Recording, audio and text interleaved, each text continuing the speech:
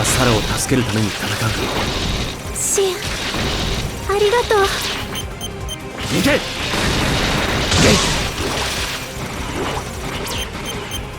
行け。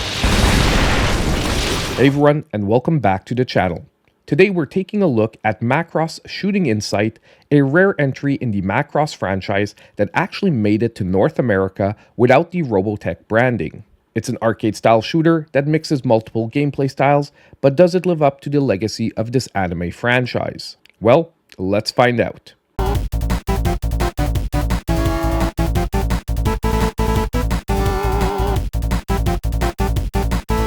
Now, for those unfamiliar, MACROSS has had a complicated history outside of Japan due to legal battles over its rights. That makes MACROSS Shooting Insight a special case.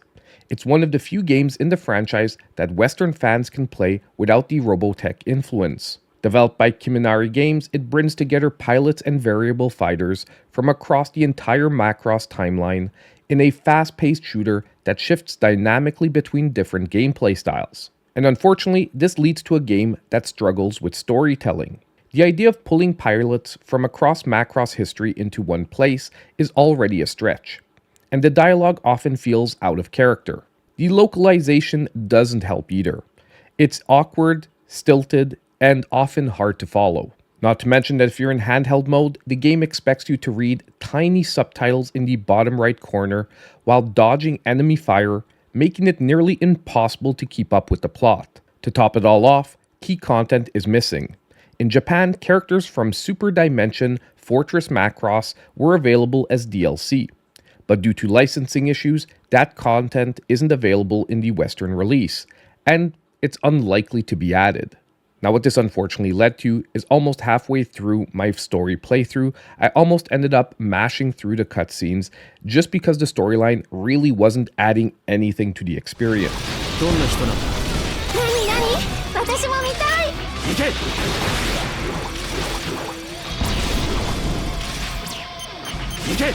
Now, what sets MACROSS Shooting Insight apart is its constant shifts in perspective. Levels can start as side-scrolling shooters before seamlessly transitioning into vertical bullet hell sequences, twin-stick shooter segments, and even Star Fox-style forward-scrolling missions.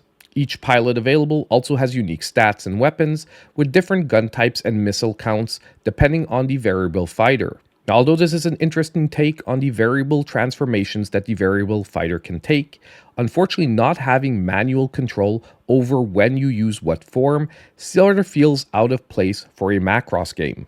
Also, although this shift in perspectives is nice, it unfortunately feels very samey in the tactics and the way you'll take on the different challenges.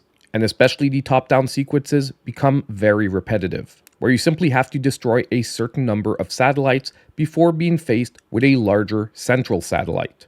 And lastly, the Star Fox sequences luckily only come up a couple of times because they also feel somewhat badly implemented and awkward. Now, overall, it's not that my time with the game wasn't enjoyable, it's that by the end of the game, it became very predictable. One standout feature, however, is the music system, where destroying jammers mid-level activates an in-game idle performance, boosting your firepower, something that ties in beautifully to the MACROSS franchise's signature theme of music influencing battles.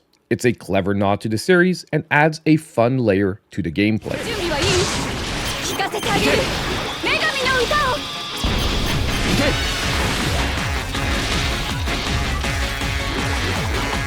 Now, visuals for the game are both a strength and a weakness.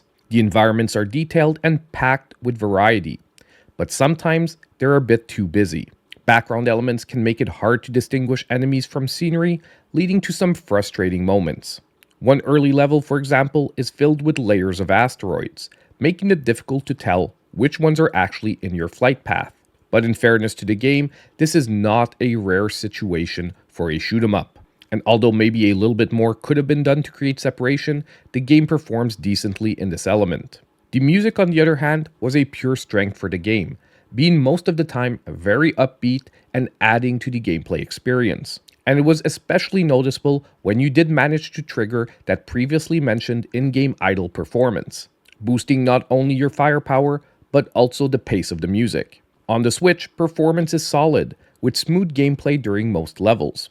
However, I do want to mention that dramatic camera transitions and cutscenes can cause minor frame rate drops, and load times are noticeable but not unbearable.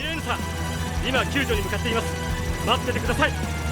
ガムリンさん、ありがとう。2レーンダイナマイトエクスプロージョン、行くぞ。 MACROSS Shooting Insight is a decent but flawed entry in the MACROSS franchise. Its mix of shooter styles keeps gameplay engaging, and the music integration is a great touch. However, eventually, it does become slightly repetitive. Its biggest issue, however, is its weak story and the missing content that is really holding it back. And that's why I'll be rating the game a 6.5 out of 10. For MACROSS fans, it's a fun novelty, but for newcomers, it likely won't leave a lasting impression, making it a treat for franchise fans, but not a must-play for general shooter enthusiasts. So thanks for watching. If you did enjoy this review, hit that like button and subscribe for more gaming content. Let me know in the comments down below if you're a MACROSS fan and if you'll be picking up the game. And as usual, I'll see you in my next video.